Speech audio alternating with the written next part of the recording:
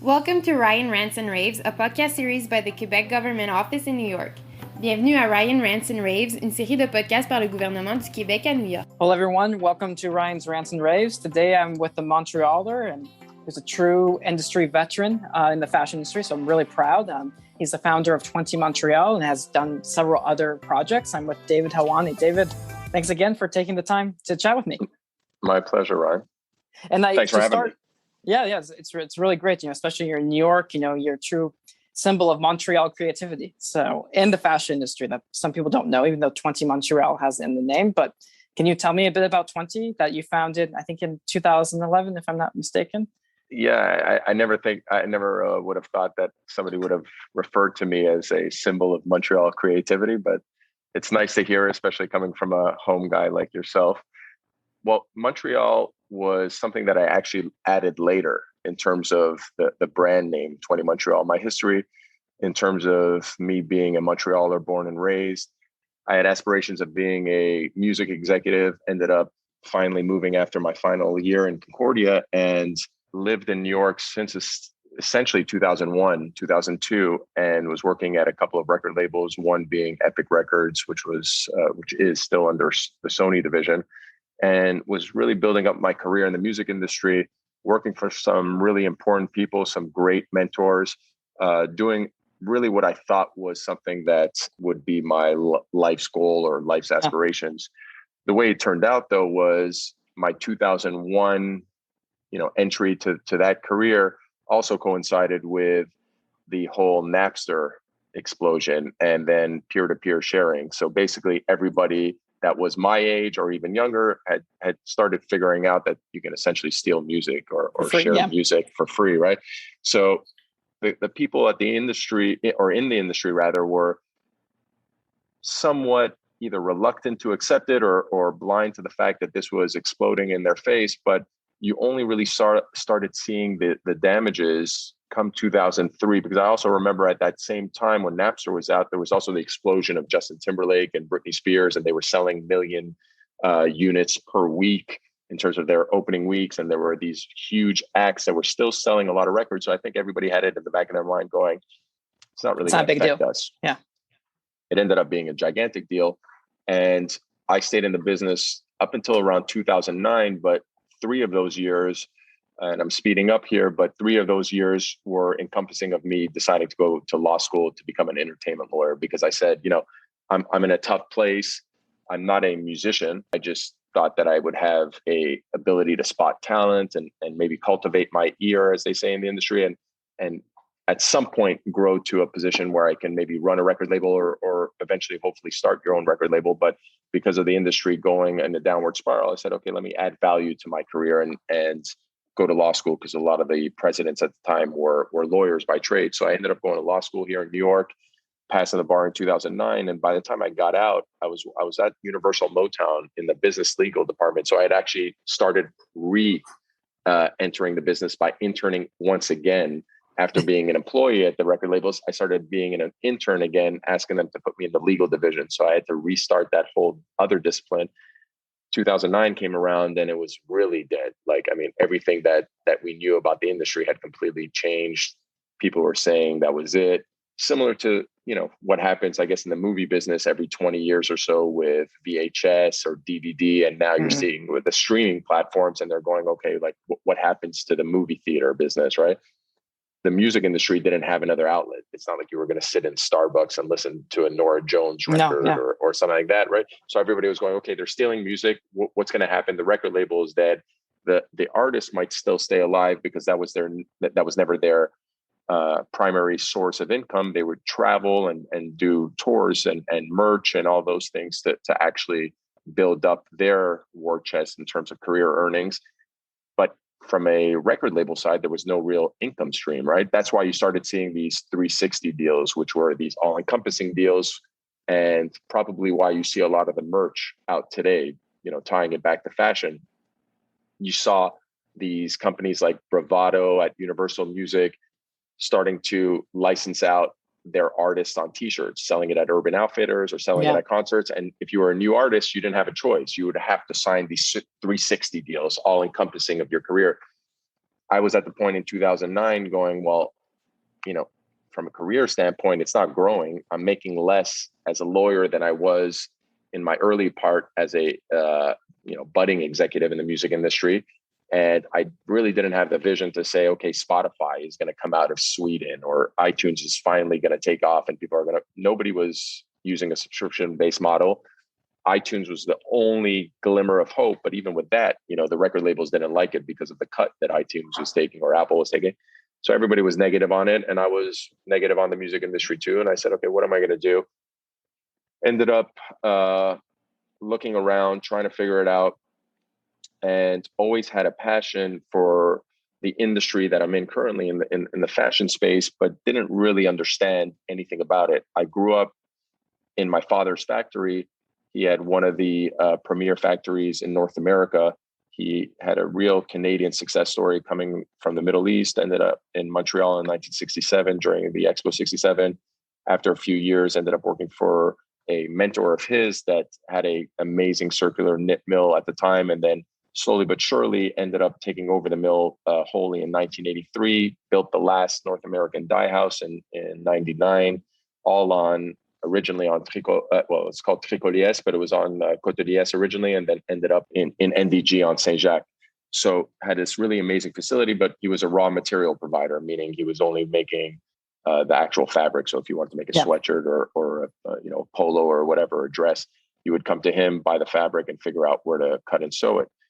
I was more interested in the final product. Maybe that was because of my creative side in the music industry, where you would see an artist off the street, see them in your office, and then 2 years later you would hear them on a radio station in Miami or something, right? There was a real sense of, okay, I was a part of this. It was an accomplishment seeing a non-finished product get out to the world and being enjoyed by the world. So I thought maybe from a parallel standpoint, I can do that with clothing. If we made this amazing tank top or a dress and see one of our pieces in the wild, so to speak, in Soho or in Saint Laurent or something like that, like something that I would actually be more connected from a visual sense. Yeah. And that was the basic origins of what I'm doing today, in the sense that I said, okay, I'm going to try to figure out what the garment side of our business could be. Set up a corporation that would essentially be a provider of private label goods, but really based on the reputation of the mill. It was a huge competitive advantage that I had personally, in the sense that I can kind of knock on these majors' doors and say, hey, you might not know the mill, but here it is. It exists. It's this beautiful facility. And we just added this garment side to it. So I started knocking on a bunch of doors, started working with a bunch of different people, and then ended up doing some larger private label programs for Barney's, Neiman's, Nordstrom's, Bloomingdale's. Again, speeding up the whole history of it. But what I say to people, especially if you're still in the COVID state of mind and you still want to watch something amazing on TV, there was a show back in the early 2000s called How to Make It in America. And How to Make It in America was basically a real similar story to myself. It was an HBO show that only lasted 2 seasons, but ended up being a cult classic, especially in New York, I think. And it was about a guy that was working at Barney's and just wanted to make a denim brand and was trying to figure out how to do it in the garment district in New York, which wasn't dissimilar to me, except I was doing it in Chabanel and taking our fabric and bringing it to contractors. And so really working to try to figure out how to make a piece of clothing. I didn't know how to make a t-shirt. I didn't know what a pattern was. I didn't know anything about the business. And through experience, through meeting some great mentors, was able to come to a point where we were able to hire some people that are way smarter than me, way more experienced. There was a great trade in Montreal for years.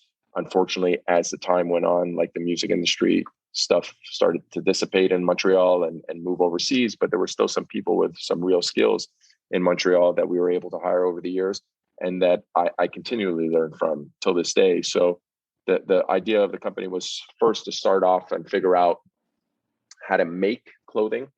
And then as the first couple of years went on in private label, I said, hey, it's not really scratching my creative aspiration too of trying to connect my loves for music and sport and fashion, is that I would see all the, especially hip hop artists in the early 2000s come out with these clothing lines. And I said, maybe one day that's my way to come back to the music industry that I love. And work with these entertainers or media types and be able to do that. So a couple of years into the history of the group that I set up years ago, which is called Unity Group, and it has a cute pun in it where it has knit inside the word unity. And the idea there was to start different labels, kind of these incubator type brands that we would own and basically operate and leverage our structure. And the first label that came out was really born because of the premium denim boom. And the premium denim boom was, throughout 2005 to 15 or whatever you want to call it. And everybody that I knew, or you would go into any department store, whether it's Holt Renfrew or Nordstrom or Bloomingdale's, and you would see these 300 pair of premium denims, right? And it could be Seven, True Religion, Rock and Republic, all these different labels that were popping up. And in my mind, I thought, okay, we have these amazing fabrics, and we do circular knits at the fabric mill at the time. And I was saying, okay, well, there must be a taste or desire for these premium t-shirts, and not the premium t-shirts that everybody was calling premium, which was basically a burgeoning type of category that the California side of the industry had started with Splendid and James Perse and CNC California, but real premium stuff that European designers were using, but for mainline. And I'm talking about like single 60 fibers or these modal cashmeres, these real tissue weight types of fabrications that people were really afraid of, and they weren't really popular here, but they had some following in Europe specifically. So I said, okay, maybe we can make a t-shirt range. And the t-shirt range came from the premium denim inspiration. And the reason why we ended up calling it 20 was T is the 20th letter in the alphabet.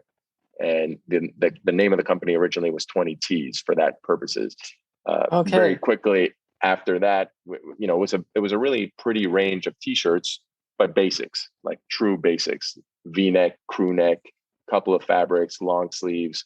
Nothing that was mind-blowing. What was mind-blowing was the fabrications that we're using in a commodity, right? Like, so you would be used to a Hanes type of quality, but now we were doing something that was really luxury in a commodity-based item. And we did a couple of trade shows. I didn't even know that you had to do trade shows, so I had to figure out that that's how you get to these retailers. Because there was no LinkedIn. I don't even think back then. So trying to figure out who was completely new to me. But when I look back on it, I always wonder, how the hell did I even know, or what was I even thinking trying to get into business where I had no idea.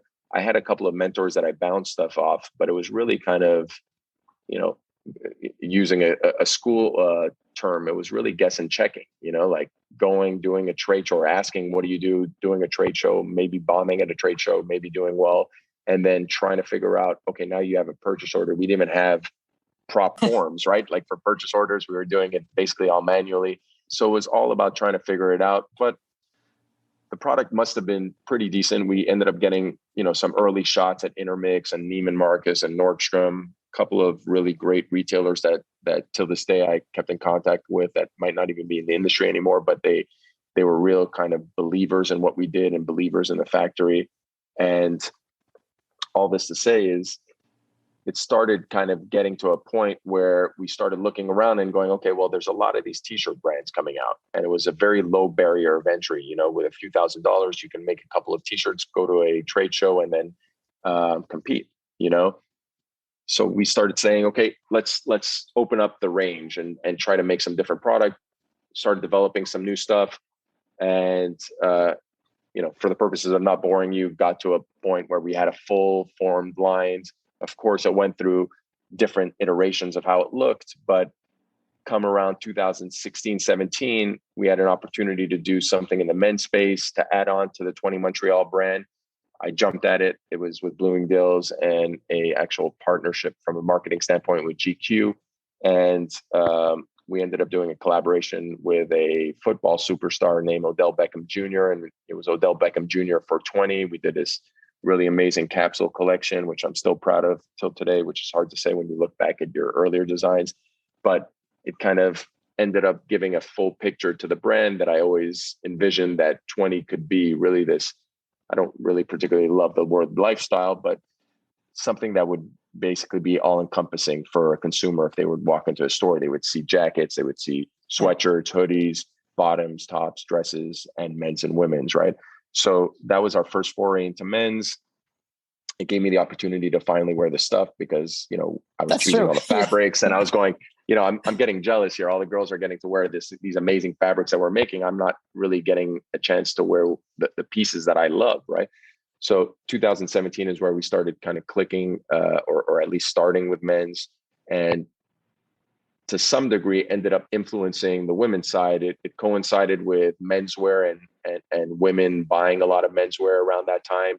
And fast forward to the COVID era of the last couple of years, you really kind of saw a overall, I guess, shift in the way people are dressing, period. If I look back to the 2001 days with my brother and I moving to New York, he moved a little bit earlier than I did. My older brother is in finance. He was working at these major banks, right? He was working at Merrill Lynch and Goldman Sachs. He was wearing suits. It's August now. It's 85 degrees Fahrenheit. I'm not good in Celsius anymore, but it's hot today. And to wear a 3-piece suit or something like that, I couldn't even imagine. I was lucky. I was always working in a little bit more downplayed industry in terms of dress code. So I was able to go to a music industry office or a record label at the time and be in ripped jeans and a t-shirt.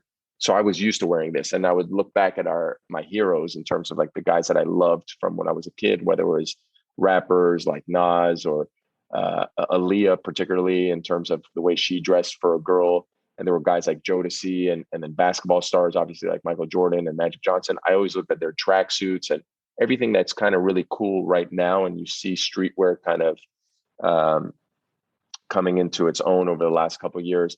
I really think it's because of all the influences that happened to guys like me that are in their 40s now that have grown up loving these types of heroes, right? The guys that we admired.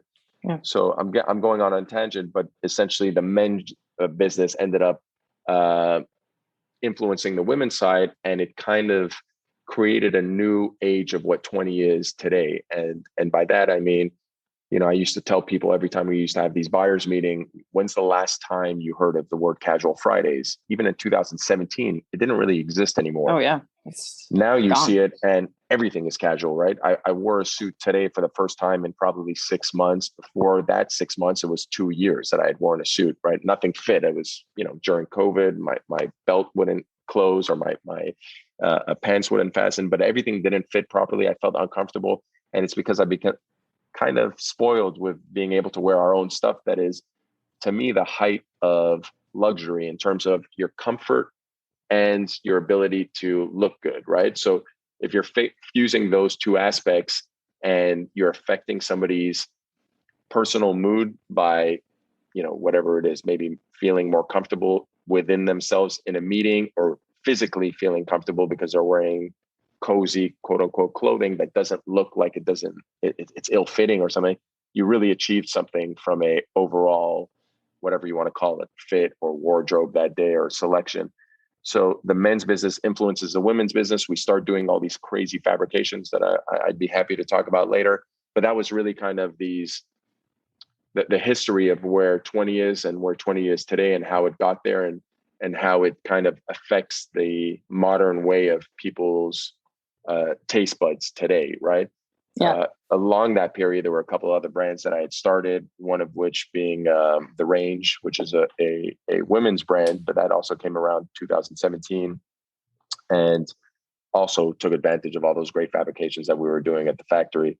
So it's been a journey. It's now, I think, 2021. I forget what year we're in, but it's been an interesting 12 or 13 years of doing this stuff. But it's nice to see that we're in the cycle of what I call, the circular knit cycle, because I'm a fabric nerd and that's what we talk about and live and breathe at the factory / company. And it really feels like this is not going to be one of those trends that goes away. Like when you say there's a denim cycle or there's a woven, button down shirt cycle or something, I really feel like we're in a point in history where it'll signal the shift of how the modern consumer or the modern person wears his clothing or her clothing. What I like about your story is, and just about your product in general, is like it starts with the fabric, which is so important. That's the quality. And something that's very unique about your products, about 20, is the patterns that you have. I think they're so unique to its own. I have one of the zebra shirt patterns. Oh, you do? Yeah, I wanted to wear it by work yesterday, so I couldn't. So I can't wear it it's today. Fine. Anything goes now. You work from home. You don't need to wash stuff anymore. That's true. No one knows. No one's seen me. Right. But the good thing about it is it's lightweight and it keeps you warm at the same time. But you could wear it on a day like today because it's not too.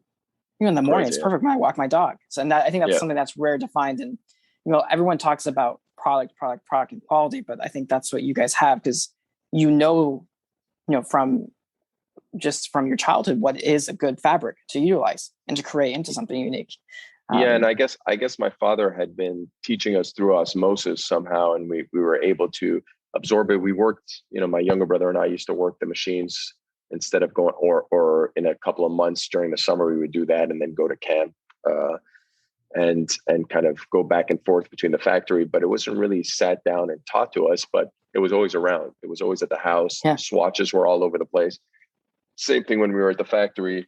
And the guys that worked in the men and women that worked at the factory were really kind of an extended family to a great degree. So when I was younger, and I don't consider myself a salesman, but being a small business owner, you have to do essentially everything, and you touch a little bit of every aspect of your business, whether it's design and sales and production. And I never considered myself a salesman, but I would have to inevitably be one of those people in the meetings where I would be not only selling the line, but really selling myself. And I think to the credit of the buyers that we dealt with in the beginning, I owe a lot to them specifically in the sense that they were really taking a chance on me, and they might have liked David as a person and maybe not necessarily anything specifically in the brand. And they thought the brand was good enough, but it wasn't really revolutionary. It was revolutionary in the sense that we were using different fabrics. But, at the end of the day, I always felt that knits specifically don't really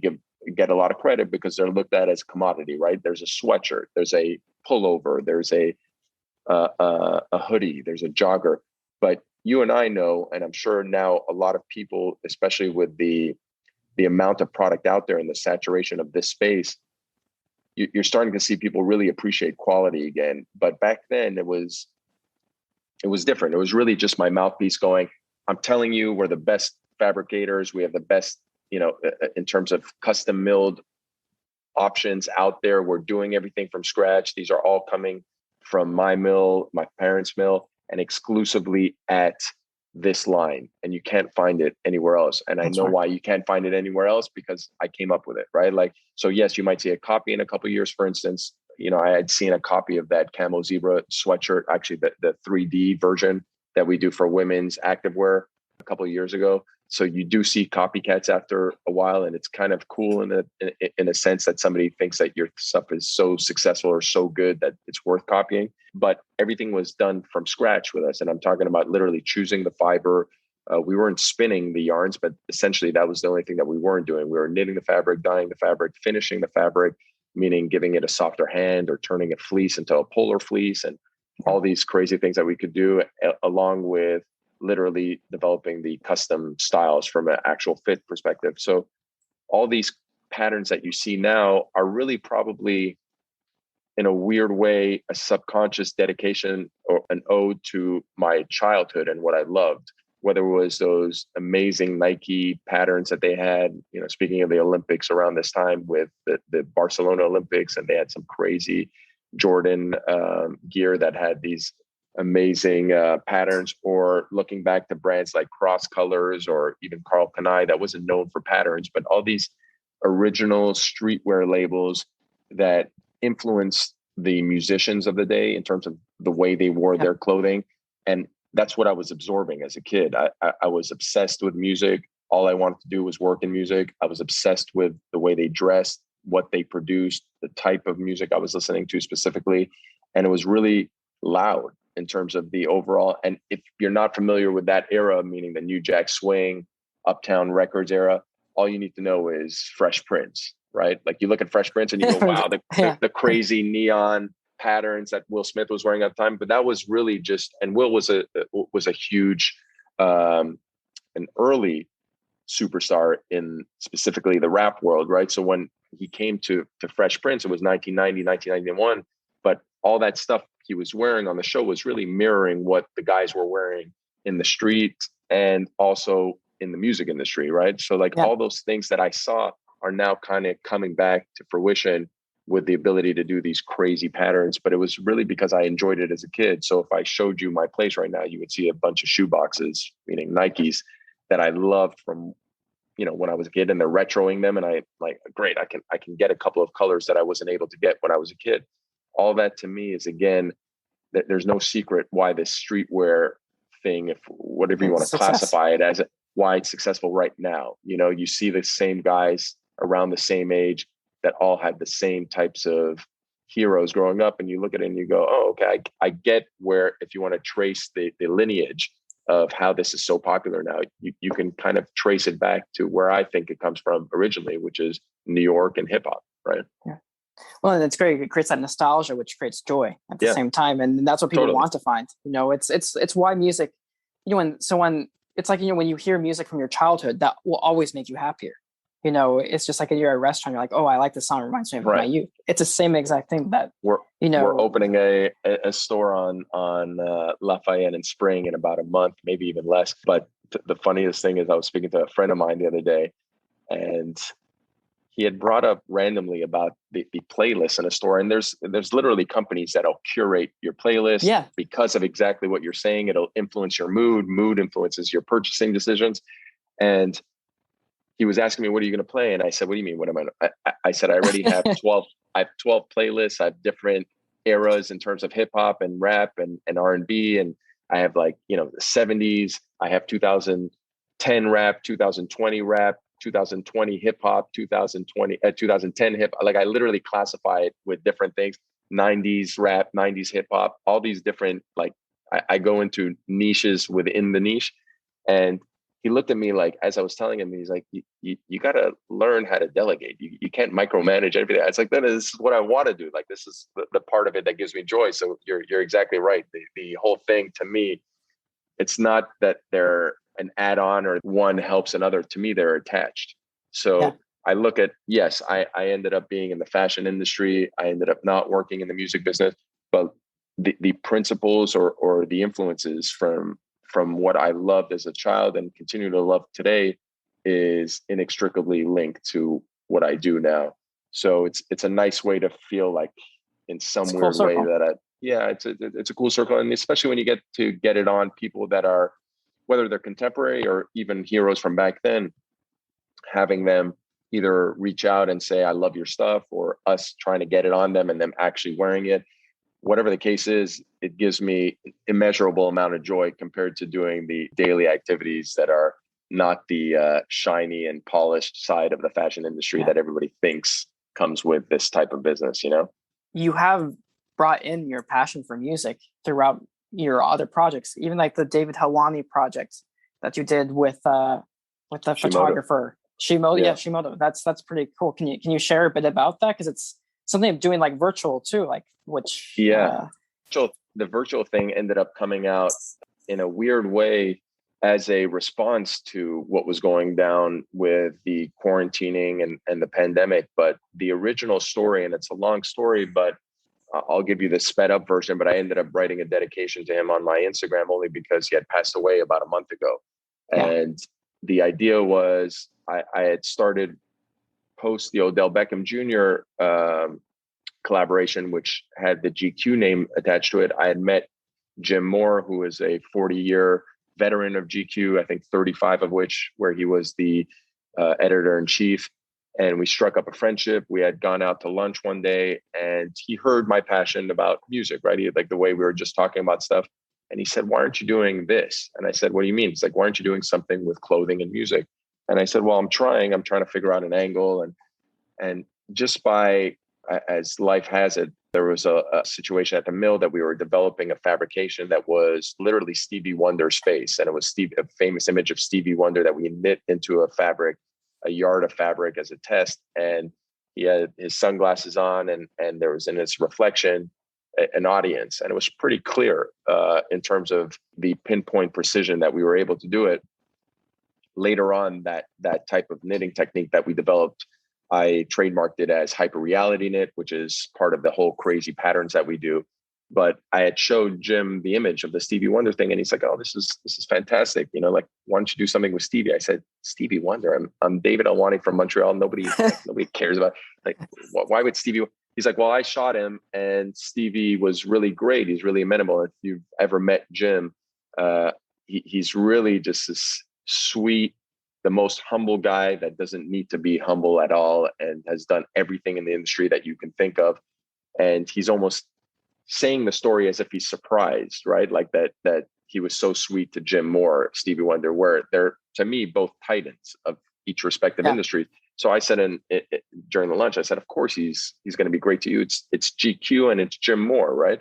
He's not going to do anything with us." But I said, and this is where the law school thing may have came into play. And I said, well, if I really was able to touch a photographer who by law would own the copyright of the images, I wouldn't have to go to every single artist. Not to say that I wanted to take from the artist, but it was a way for me to use an image and not have to go to 15 different artists.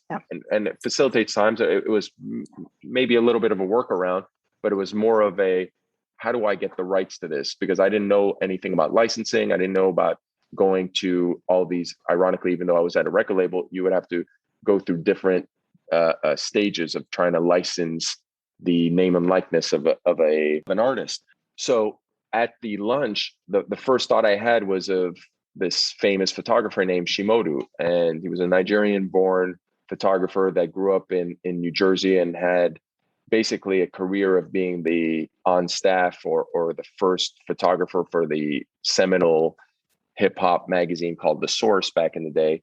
And because he was a freelance employee, he owned all the images. So typically you would be an employee or a workmate for hire. You would give the images to the magazine. They own your work at that point. You shot it. You're still the artist behind the camera, but you wouldn't be able to do anything with those images other than publish them. They can sell it, and that's why you see different magazines. You know, if it's I don't know, Vogue or putting something on a T-shirt, it's because they own the image that was shot for that magazine. Chi Modu was the owner, and he's the copyright owner. So if he shot Biggie or Tupac or ODB or Mobb Deep or Nas, and all really like seminal images in terms of the beginning of their careers, when Bad Boy was just starting and Puffy had just signed Biggie, or when Death Row just started, or Snoop was coming out and didn't even have a first single yet. He was literally, to me, I used to call him Forrest Gump, because it was crazy that he was at every single inception of every major hip hop movement there was, especially late 80s, early 90s. And because of that, he has an insane archive of stuff and stuff that we haven't even seen yet. You know, he just is like such a slow, or he was a slow mover in terms of rolling it out. He was really strategic with how he disseminated his work. Notoriously also recluse in a way, right? Like, so he never really put out his face.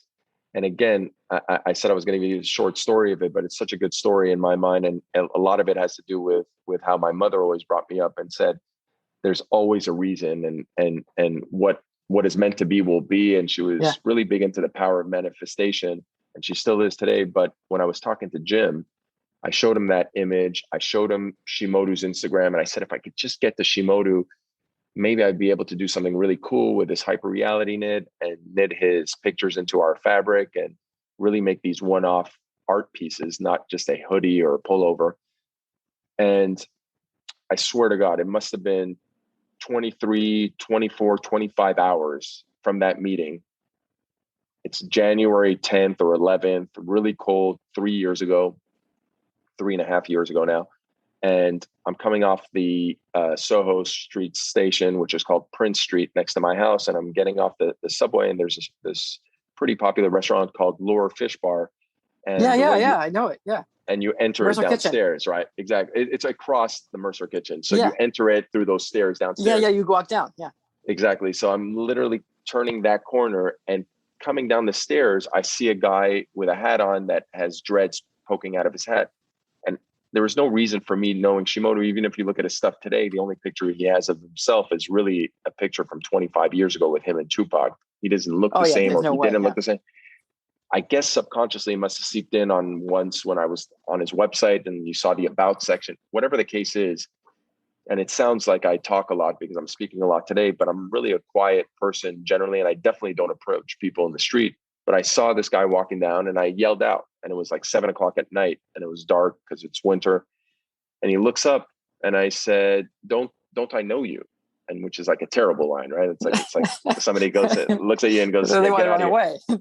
away. So he's halfway down to the restaurant and he goes, no, I don't think we know each other. I said, aren't you a photographer? He goes, yeah, it's Chi. And I go, Chi Modu? He goes, yeah. I said, please just come upstairs. Give me 2 seconds. Give me 10 minutes of your time. It's freezing. It's like Montreal cold. Like people in New York think that it's cold here. It's not cold, right? Yeah. It's almost tropical compared to Montreal. So I'm freezing. It's the dead of winter. And I'm begging him to come up the stairs. He comes up and I show him the whole thing with the Stevie Wonder image on my phone. I tell him about Jim Moore. He doesn't know who Jim Moore is. I said, he's essentially the Anna Wintour for men's and blah, blah, blah. Please, if you just come to the showroom, give me an hour of your time. We'll meet. If you like what I'm saying today, I think we can impress you and really make your work proud, right? That was the inception of this idea that I had, which was to create the world's first wearable art gallery. And the idea was you can go to Art Basel or any art gallery and buy a print of an artist that's showing in spotlight at that gallery, or buy a print online and it's a replication of a giclée print or one of 75 or one of 500. And that's great. You can hang it up. But I was saying, there's this whole cycle of these merch type of products. There's a whole hype between exclusive product and what's going on in the sneaker world, but also in terms of apparel that was starting to happen.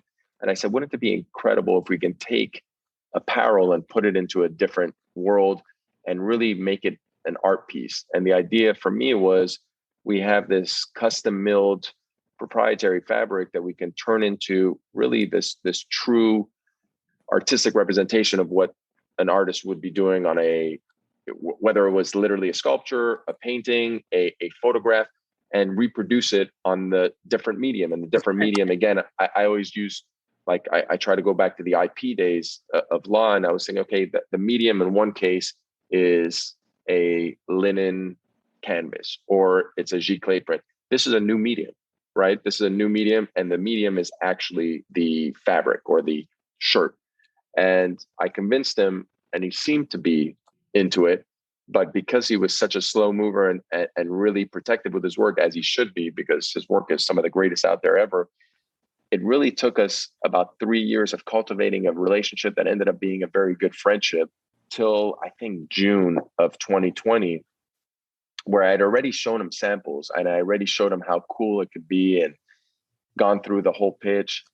The virtual gallery wasn't there, but the idea was to do it at Barney's or Selfridges actually, and do this whole gallery and really highlight Chi Modu's work and choose these two pieces that we would do and do it 4 or 5 times a year, where you would take one of his images and really retire them after the first run of them were done, treating it truly like an art piece. But because he has an infinite amount of images, you can do this 5 times a year, kind of like how Nike retros an Air Force One, but changing the color, or in our case, we'd be changing the photograph that we represented to our fabric. And 2020 comes about, June.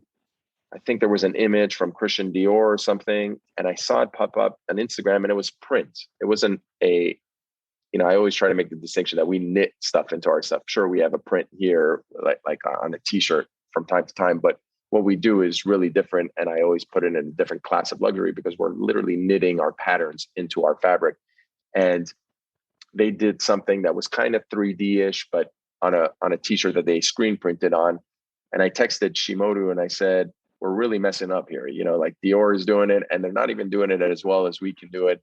We need to do this. And he goes something along the lines of, done, let's do it. Green light. And I think it was probably part of it was the COVID thing. Who knows? Maybe it was because he ended up being sick, which we didn't know about. And he actually unfortunately passed away about a month ago. But we ended up speeding it up during a time where it was really hard to produce anything, develop these whole packaging around it, kind of similar to an amazing sneaker drop, really treating it with the respect I think his work deserved, doing these authentication cards, doing a accompanying hang tag, which was actually the imagery that we were representing in the actual fabrication, or the hoodie, or the sweatshirt. And we launched it with 75 units of Biggie and Tupac, his iconic imagery of Tupac right after prison, and Biggie in front of the Twin Towers, which is probably his most famous imagery. And because we were locked down, when we were speaking to our PR company, and we were in New York, which was obviously one of the worst places to be during this, there were a couple of the PR companies that we were originally intending to go with or interviewing were saying, okay, we'll do it in a block party thing on the Lower East Side of the gallery. And I said, guys, what are you guys talking about? There's no way. It was September or something. Now we're talking about a November drop. There's no way we can do a party during COVID, especially not in New York. So we ended up pivoting to where I wanted to create this wearable art gallery. And it was not meant just for one artist. It was really meant, and that's why I called it the David Helwani Project, not as a self-aggrandizing thing. It was really trying to imitate what a gallery was. If you would go to a Gallery Perrotin or something like that, and you would see different artists there. My idea is and was to have a new artist whenever we felt like it, in terms of, somebody that inspires us, and do this limited drop and really create this wearable art gallery. But because we were in COVID, I said, wouldn't it be amazing to create a virtual art gallery where you can kind of walk through the space and pick it off the wall and go and purchase it that way, because you couldn't physically go to a gallery.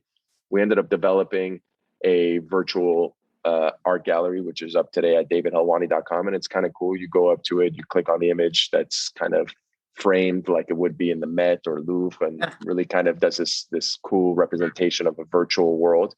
In a way, being an early thing in the NFT world too, we weren't selling the digital representation of the image, which she was doing right before he passed away.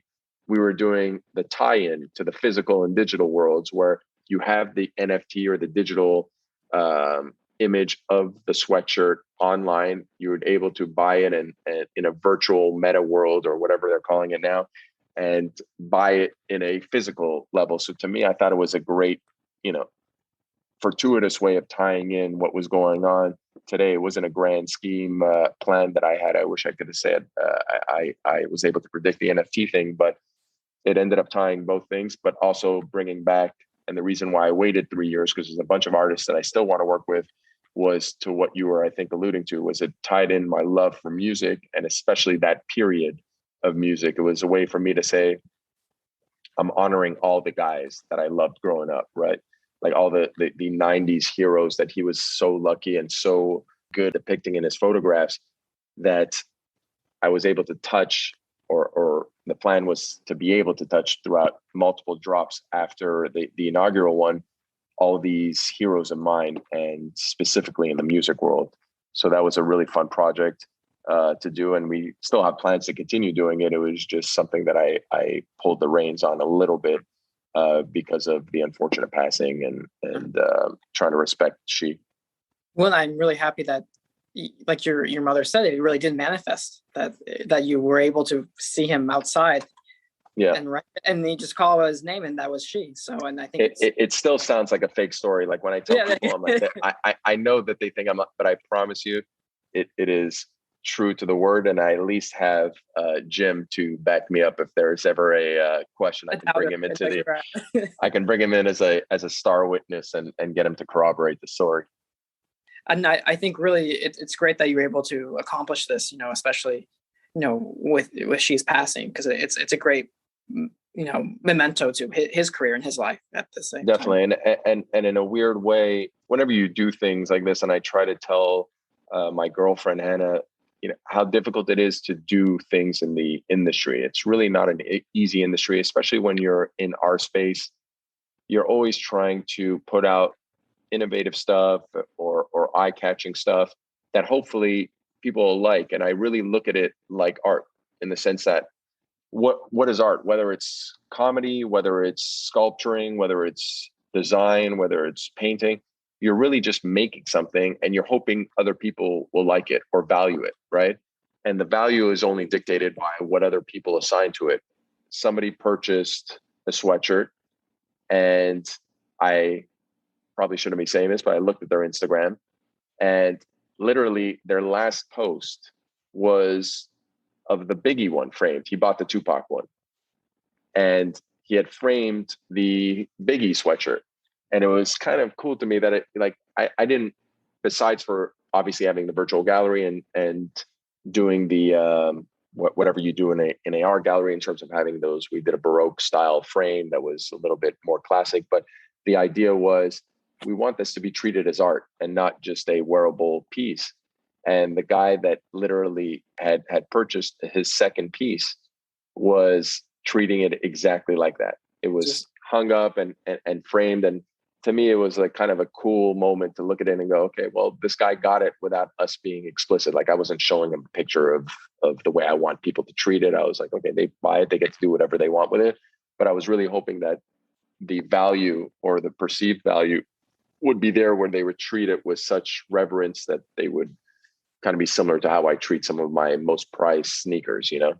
Well, and it's the community that's, you know, someone who would follow Chi and understands that he was there, you know, when Snoop Dogg, before he became famous, right in his early moments, appreciates that. And that is what creates the art. It's the same with sneakers. Like it's that community that you have. But, you know, just to be as of time, because I always like our episodes being less than 30 minutes. This is I'm being too verbose. I'm sorry. No, this has been a great conversation. I mean, but to end, you know, we don't speak anything about Quebec, you know, because you're a true example of what comes out of the province.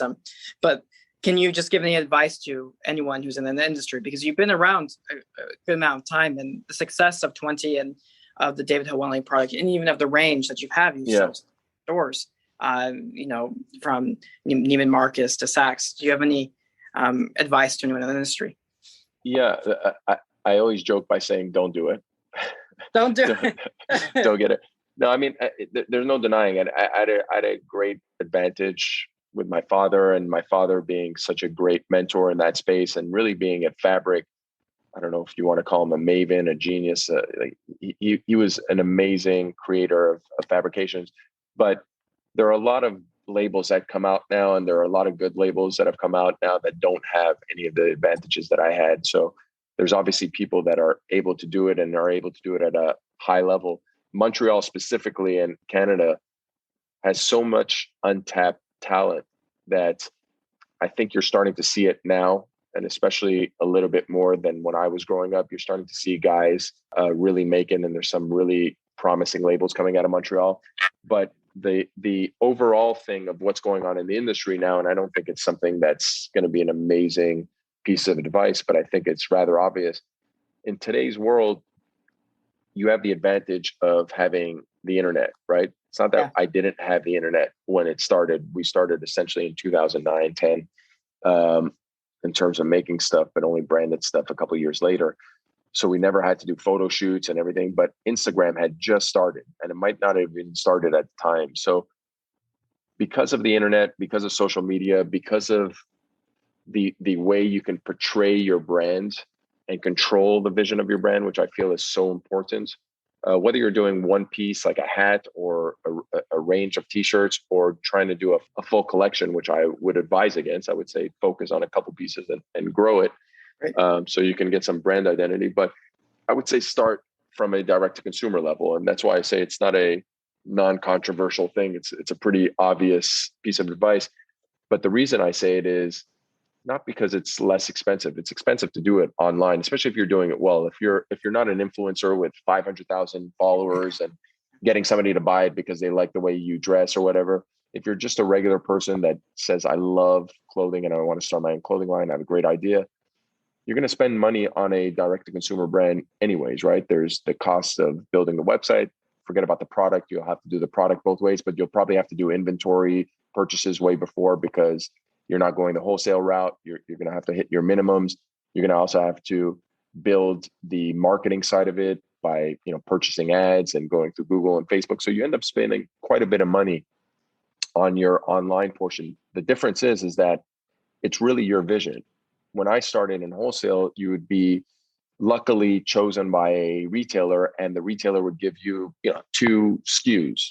They would have 2 of your shirts within 50 different brands. The identity in terms of creating a customer connection was not there. You couldn't create that connection because you only had two pieces of clothing. People would flip through the racks and they wouldn't know. Online though, you can have amazing photo shoots and do it at a budget conscious way. You can really tell the story of your brand. And I think if you do it properly, and you've seen a lot of examples over the last 10 years, if you do it properly online, the wholesalers will keep coming back to you, or they'll discover you, right?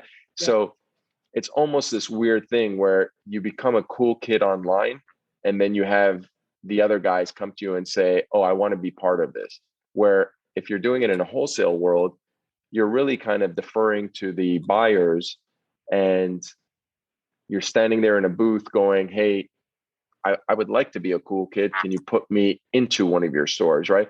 So in a weird way, maybe that goes back to my insecurities and me talking about being cool and not. But the idea is you can build whatever you want to build and control your vision when you're doing it from your side on a direct to consumer angle. On a wholesale side, you don't have that luck. You always have that buyer that comes in and buys something that might not be your favorite piece, but because you need to have something made for that season, you're like, okay, I'm going to do it. Maybe they even ask you to do exclusive. Maybe it's a color that is not on the line and it ends up being a Pepto-Bismol pink that you didn't ever think that you would do something. And I'm using that because it happened to me.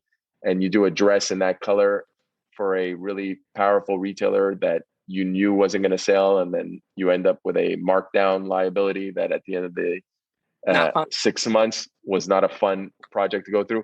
But you do things when you're younger because you're trying to get in the game. And if you have the ability to, if you have the funding to do it on a direct to consumer level, I think it's a much more beneficial way to actually build a brand. And today, I think it's all about brand recognition.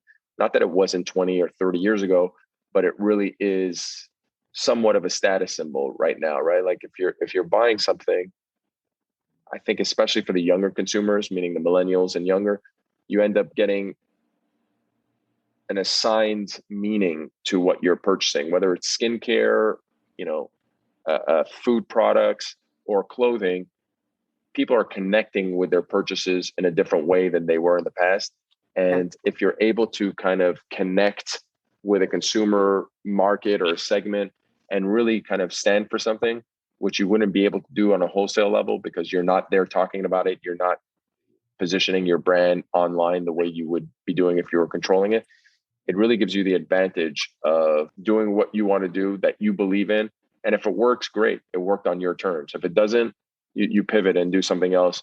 But at least you gave it your shot with your vision. Because I see a lot of guys, and when I say guys and girls that have come into the industry and had to kind of conform to what they thought a buyer or a store would want them to be. And it really kind of takes them away from their vision, and it ends up diluting their brand or basically turning them into something that really takes away from what made them special to begin with. And again, if we're going to really say that this is an art medium or a segment that could be considered art, you have to treat your craft with the same amount of respect and say, I'm going to believe in what I'm doing and go for it. And if it works, great.